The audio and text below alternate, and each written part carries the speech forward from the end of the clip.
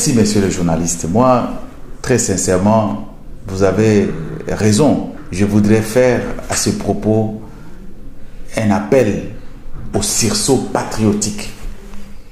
Parce que ça ne se comprend pas. Comment vous pouvez vous imaginer qu'un ancien chef d'État qui a combattu une rébellion, mais à la fin de la journée, il se retrouve patron de cette rébellion? Nous, en tant que société civile, personnellement, j'ai été président de la société civile Sud Kivu. J'ai été président ou coordonnateur national du cadre de concertation nationale de la société civile. Résistant, défenseur des droits de l'homme. Eh bien, j'ai accompagné beaucoup de victimes devant les instances judiciaires en tant qu'avocat. Pour crimes de guerre, crimes contre l'humanité, même crimes de viol.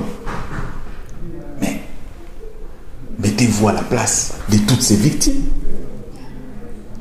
qui n'ont jamais vu leur dossier être pris en charge. Des victimes qui se posent encore des questions quand est-ce qu'on mettra leur dossier sur la table. Mais qu'aujourd'hui, ils voient tout simplement qu'ils sont trahis. Et donc, je peux dire que les sorciers du Congo se trouvent au Congo. Il est important que les Congolais se mettent debout. Nous comprenons qu'il y a deux camps en présence.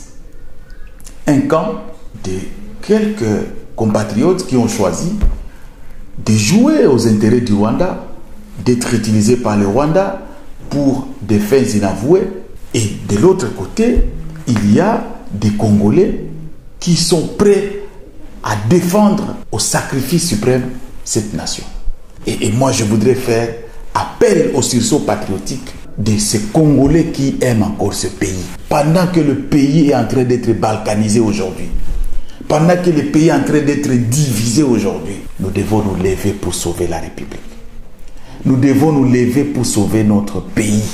Batoto ya Kivu, Batoto ya Congo, partout à travers le Congo. Nous devons briser le silence. Nous devons nous battre.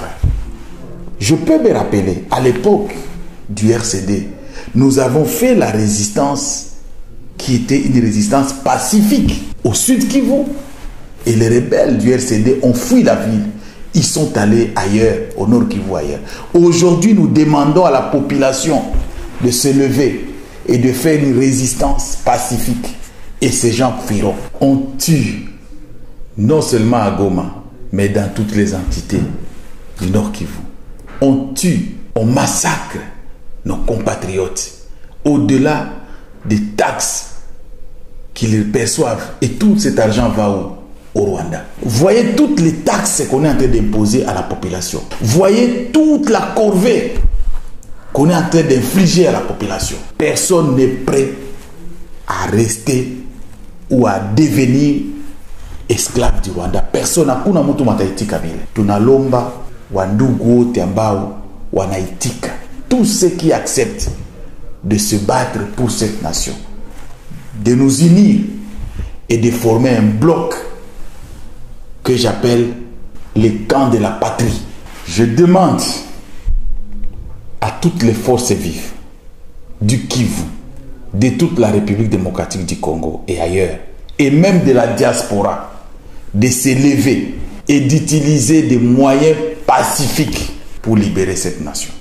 C'est l'heure de former le camp de la patrie pour défendre notre nation. C'est ainsi que nous serons en train d'écrire l'histoire de cette nation. Voilà, messieurs les journalistes, ce que je peux donner comme message.